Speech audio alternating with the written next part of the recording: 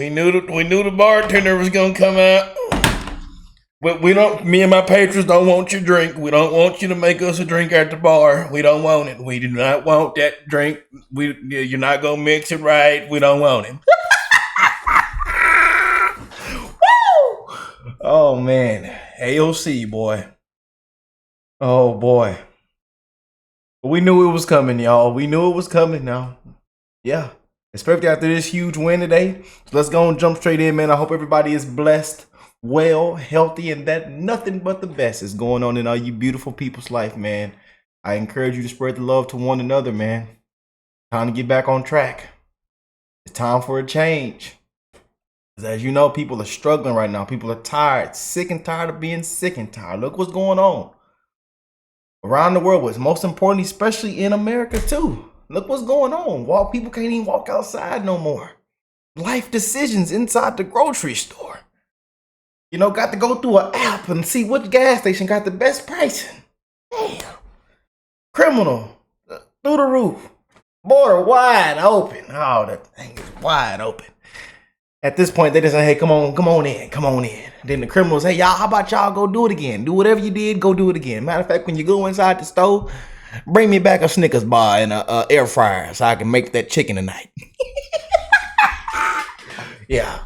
But they say, why you not gonna go in there? Because I ain't gonna do it. You the criminal, you go out there and do it and bring it to me. Yeah, just don't get caught. Yeah. They say, is it over $1,000? Oh, it's okay. Go do it again. Unbelievable. Businesses are shutting down. Families are struggling. There's homeless veterans out in the street. Unbelievable. It's time for a change. So I'm just happy we getting win after win after win. It should be a landslide in November, y'all. I'm just being honest. It should be a landslide after November. And I know they're panicking, man. All this talk with Biden's replacement. They're trying to get Michelle on the phone. Oh, boy, I tell you, it's getting good and good every single day, man. All we can do is have fun, call it for what it is, and spread the truth and keep it real, man. I'm telling you, I know a lot of them don't want to hear the truth, or they could care less for the truth. But, hey, I'm here to bring it to y'all. I know a lot of y'all, again, I'm a reactor and your favorite comedian that keeps it real. And I don't sugarcoat it. I know some of y'all get tired of my joke. Y'all get tired of me saying this and that. But hey, man, I'm keeping it real. And I've been spreading love on this platform for a very long time. I'm probably the only channel in person that have sent out thousands and thousands of gifts and mega hats out to my own supporters. Yeah, it's real out here, man. So let's go and jump into it. AOC vows to file articles of impeachment against Supreme Court. It's an assault on American democracy. What they say, constitutional republic. Piro, the 5 co-hosts. Judge, great to have you here. I've been watching you throughout the morning. First, I want to get your reaction as we do continue to hear from members of Congress, as obviously the political fallout of this we have yet to fully see. She plans to file articles of impeachment, Judge. Here's the tweet. Throw it up on the screen. The Supreme Court has become consumed by a corruption crisis beyond its control, she writes. Today's ruling represents an assault on American democracy. Now it's up to Congress to defend our nation from this authoritarian capture, she writes. I intend on filing articles of impeachment upon our return. To you, Judge. You know, Sandra, whenever anyone on the left talks about an assault against democracy, you know that it has little, if any, meaning. That's their go-to line when they don't. Go-to line. Thank you. We love you so much, Janine. We really do. Oh, man. I know a lot of y'all still watch Fox because of Judge Janine and Greg and all of them. You know, it's their favorite line. And we're sick of hearing it. We are sick and tired of hearing it.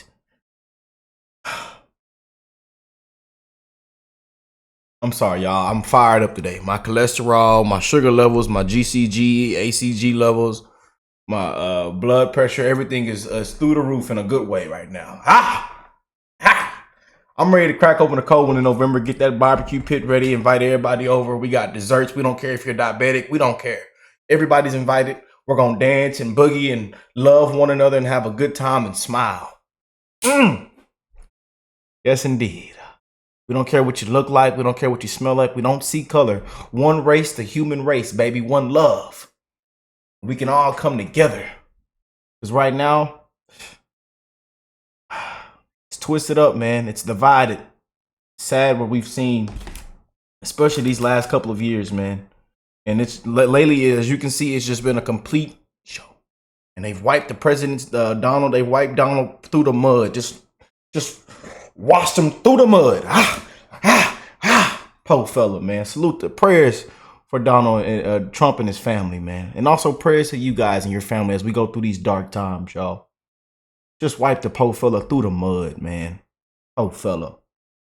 You know, the way they want you to think of them and view them, how they spin and take things out of context and just spin it around and spin it again.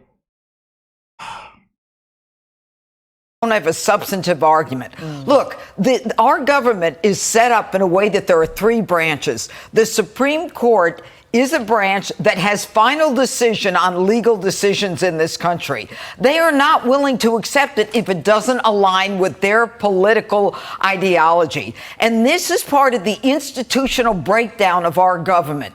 We are now in a scenario where the left and the people who call themselves progressive are not willing to accept a 6-3 decision by the Supreme Court.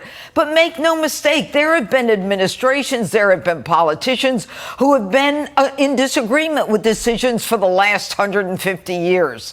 But now, all of a sudden, they think they should be able to impeach a Supreme Court justice. Look, a lawyer can be brought before the grievance committee for trashing a Supreme Court justice. And the sad part about all of this is there is a final ruling in this case. Their hatred for Donald Trump, their political ideology that causes them to support someone ideologically or cognitively declined is something that they consider paramount, and they're willing to do anything to destroy our system. Well, Judge, the timing. And y'all know this is not it now. We know the left. Oh boy, here it's coming. It's coming. It is coming. And what we do, we got to stand on 10. We got to stand 10 toes. 10 toes, man. You know? But it's sad, man. It is sad. Oh, boy. But the truth must shine in the light, for the good or for the bad. The truth must shine in the light. You reap what you sow. Here it comes.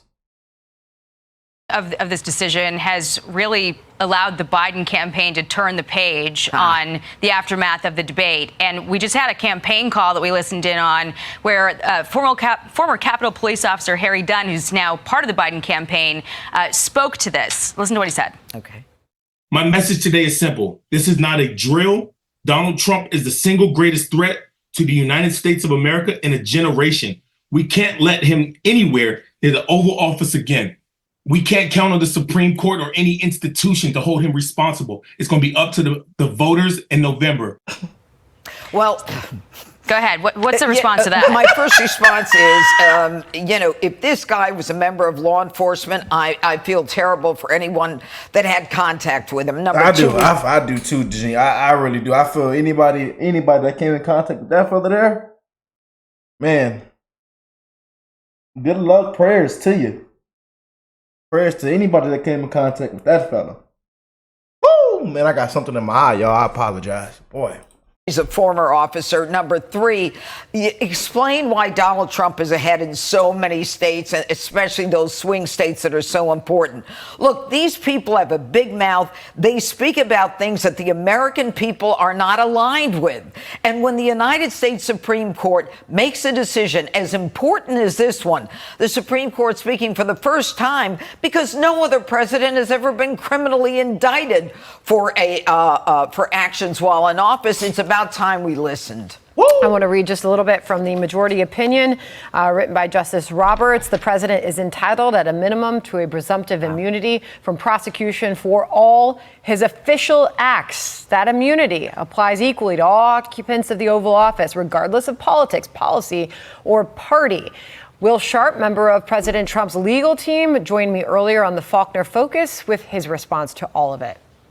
They've recognized a very broad doctrine of criminal immunity for former presidents.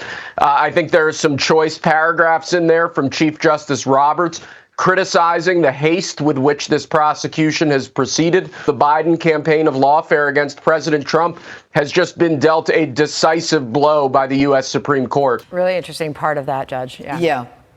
Well, the fact is that the Supreme Court also attacked not just Jack Smith. I mean, this is a court that has ruled against him unanimously in the past. He is not considered an ethical prosecutor.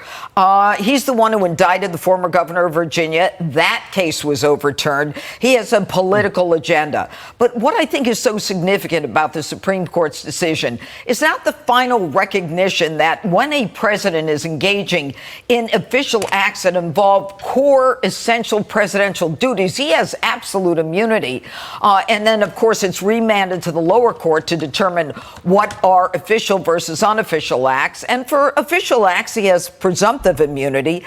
But they knocked down some of the indictment.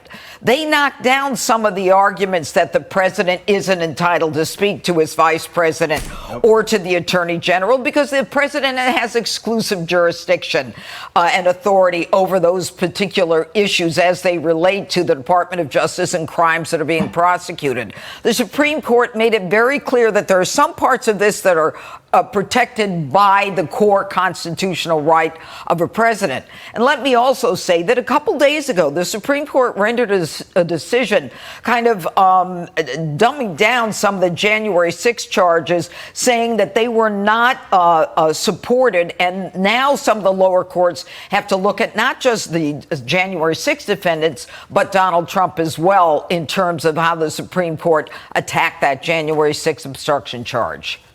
Judge, I just want to sort of circle back to where we started, which was with AOC calling for articles of impeachment following this ruling. And you had heard ahead of this decision, top Democrats, Chuck Schumer among them, asking for hands behind your back.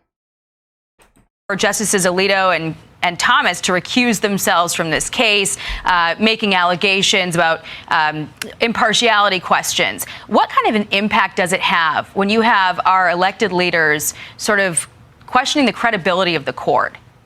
Well, I think it has a huge impact, and I think that the Supreme Court has of late been subject to tremendous criticism. And I think that, there's a reason that our founding fathers wanted these justices to serve for life. I mean, they should not be affected by the mob or by the criticisms or the attempts to impeach.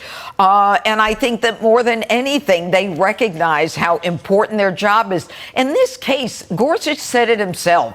It's not just about the case before us. This is a case for the ages. And they knew that. And that's what the decision reflects. Such a great point. All great points, Judge. Thank you so much for joining us. We'll see you on the 5 tonight. I'll be there. Okay. All right. Well, I can't wait to get into that 5. We're going to set it off on the 5, baby. AOC, we do not want that drink. We do not want it.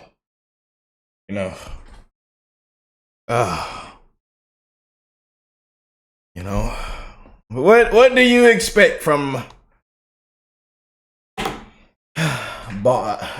bartender? Do we have any bartenders in the comments? Do y'all be drinking? What y'all be drinking on? That scotch. Scotch. We seen Nancy get on live on air yesterday and just completely, I don't know if it was, I smelled scotch, tequila, cognac I smelled, she also threw in a couple Trulies and wine coolers, but that doesn't do anything to you. And she had them whiskey shots. Yeah, I smelled it all. But boy, I tell y'all, man, win after win after win, and them people I'm telling y'all, they panicking and they gonna try to do anything they can. Here it comes. I hope y'all are ready. Put your seatbelts on. It's fun to get real spicy. Real spicy, man. Ah. Look at the comments. Poor little immature. A waste of air. Ah. Vote her out. Oh boy. Them Patriots is speaking loud and strong. I love it. Boy.